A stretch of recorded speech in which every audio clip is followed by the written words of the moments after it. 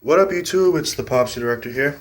Um, Another sequel sequence. There are sequels that are pretty damn good, but then there are others that are a down fucking hill piece of shit on a stick, and then there are others that are fairly decent. I'd have to say this one's on like the 3 to 5 kind of range. It delivers a message of what it's like to be a family man, but there are already other movies that have already done that, and it's really just a cliche thing now. And that movie is stars Ice Cube.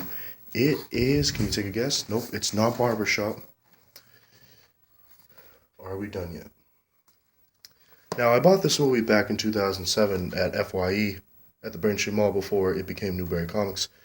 We used to get all our movies over there, and that's really how I became fascinated in movies. I used to talk with the guys over there about movies a lot when I was younger, and, thinking about working there too.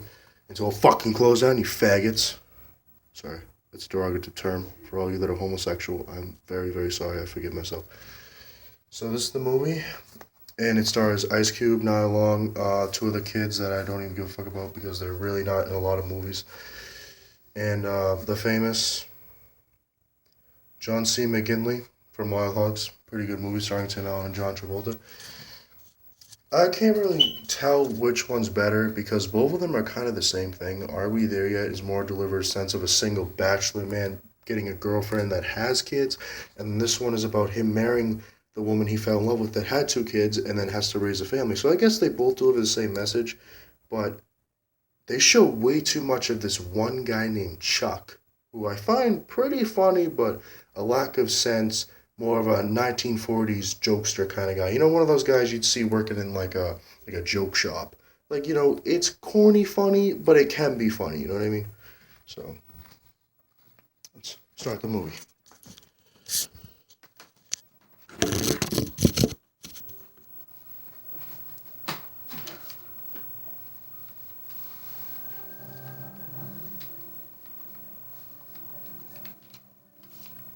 I'm just gonna open up on all architectural sequences for this fucking movie.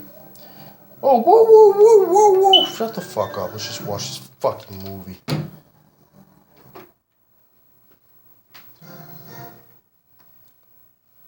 Okay, we get it. RKO Productions. I've seen this movie like 10 fucking times. I had no choice but to watch it 10 times. And, like in every movie I've reviewed, there's always this when they already show it in the beginning of the trailer credits before it even gets to the movie. They have to show it again for some reason. Where they didn't have to get the message the first fucking time they showed it. Now they gotta show it again? Come on, FBI. Really? You gotta be that strict? Pretty sure if the CIA had it, probably like 10 of these every fucking time. Every trailer you watch. Oh, FBI warning, do not copy this 2-minute trailer. Even though it's already a trailer, nobody's gonna watch a trailer ever again unless it's a brand new movie that's actually gonna be pretty damn good, but ends up sucking.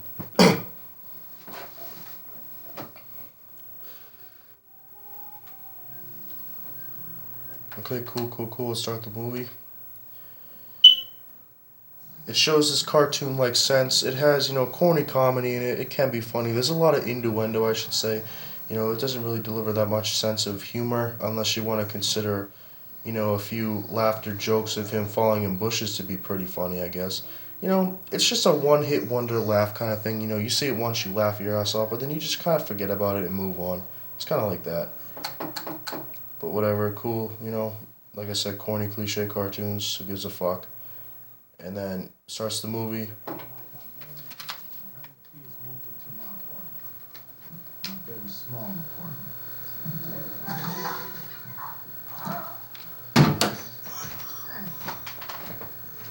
But that ain't all. I decided to pursue my dream. So I sold my sports shop and started up a magazine. You know what it is. Sports magazine. And these are the moments that I cherish. When everybody's asleep, I got the whole place to myself. And now it's time to get to work.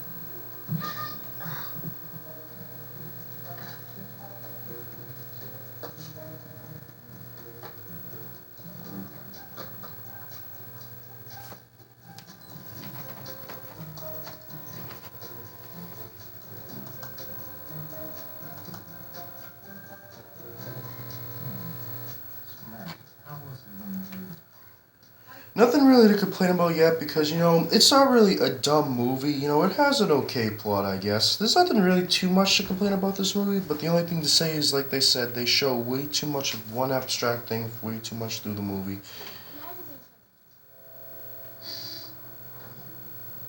Kevin, what you doing up? I'm trying to learn. I'm hungry. You got Pop-Tarts? You got Pop-Tarts? Because, I like the strawberry kind. You're always hungry. No, not the chocolate flavored. You got pop. Not chocolate. I want fudge. Yes, there's a big difference with fudge. You can do that. It's mine, it's yours. What's yours? So let's get forward to the movie. He ends up finding out that his wife is pregnant and they end up moving to the country. Now, the place was And this is the legendary Chuck I was talking about for you guys who've never seen this movie. himself, legendary architect and perfectionist, and I'd like to play something right up front here. All my years in the business, and just did more than a few. I've never seen one town home. Structurally speaking, you get what I'm saying. The place looks like somebody got murdered and they just taped it up with the ghettoest people you can find, probably from Home fucking Depot, that get paid like $5 an hour to do shitty work, and they just tied up the house and showed it to a real estate. I mean, I understand, people, they move in a new house, but you don't see a bunch of holes in a wall and nasty dried up drywall and, terrible bricklaying. I mean, you want a decent looking house with nice oak wood floors and all that. You don't want any of that nasty crap. And this is what it looks like. I get it. It's a big joke, okay? But we've seen it in a lot of movies. He's got 5 bedrooms and 4 bathrooms, so Okay. In the state of Washington, is it expensive for you guys that live in Washington? Is it expensive to buy a house like that? It's got 5 bathrooms and it's got 5 bedrooms and 4 bathrooms. He only works for a magazine, and she has no job. If they live in a small apartment like that, how the fuck do they afford a house like this? right? Plenty of room for the whole fam. I'm just going to go ahead and put mom and dad in the master bedroom. 5 bedrooms, right? 5 bedroom. Feel me?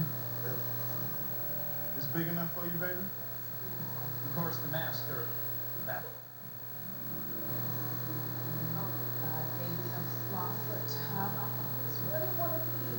So, pretty awesome. Okay, I'm gonna be the most insulting person ever. I love how she knows all this, but he doesn't, for a good reason. Because she probably used to be a hoe back in the day for pimps that used to have a bunch of money and probably lived in condos with these kind of tubs, and she's just like, yeah, clawfoot tub, I've always wanted one of these, baby, because my old pimp used to have one. And used to have all this expensive stuff, that's why I know all the names for it. And then Ice Cube is just so surprised to be in a house like this, because even in the first movie, he described his life being in the ghetto most of his life, and then he just so happenedly got out of the ghetto. I think he was referencing Boys in the Hood, which he does in a lot of his movies, but still. And the double sinks? He's like so surprised to be in a house like this. He's probably never been in a house like this. For his character, of course, in his real life, his house is pretty fucking dope. I know. What's the name? So if you go through the rest of the movie, they obviously end up moving out, and there's this dog Coco I find fucking hilarious. And the whole sense of this movie is this guy, Chuck, is a real estate agent, and he, not only a real estate agent, he's the local general contractor, he's the city inspector, he's the drywall head manager, and he's probably the sheriff, the stripper, the doctor, the friggin' veterinarian, like, he's a monk, like, this guy is literally the jack of all trades. Oh, shit.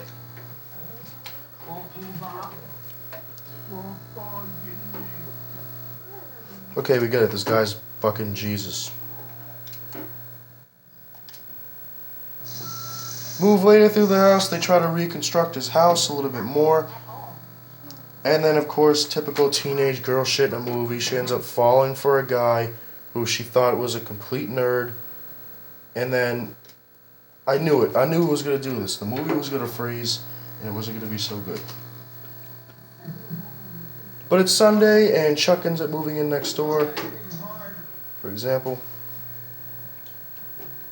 Get your rod. Cast away. Tell me nothing about fishing, okay? I was the king of go fishing in my neighborhood. Shouldn't be hard.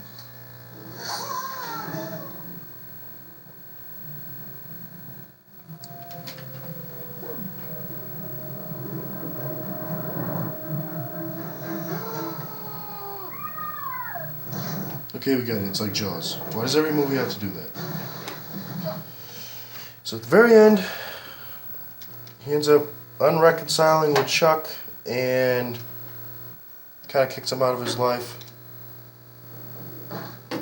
Puts the house up for sale. She's really depressed and moves into a cabin. They even have a cabin that's pretty much, it's bigger than my house. He ends up going fishing with his son. Yep. He goes over to Chuck's house. He lives in a trailer because his wife died inside that house, and he refuses to go back in that house because of unpleasant memories, which I completely understand. If he's such a depressed guy, then why does he act so happy? I mean, I understand depressed people have to act happy in front of other people, but he's literally a happy guy. You know, he feels like he has family, and I get this. It's actually not a bad plot. It's just corny comedy. If I took out the comedy out of this movie, it would be a decent movie. I think it would be a 4-star movie if you took the comedy out of this.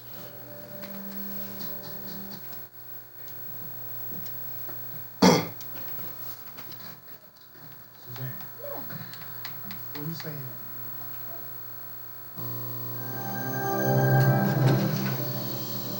So he ends up reconciling with Nick, blah, blah, blah, blah, blah, blah, and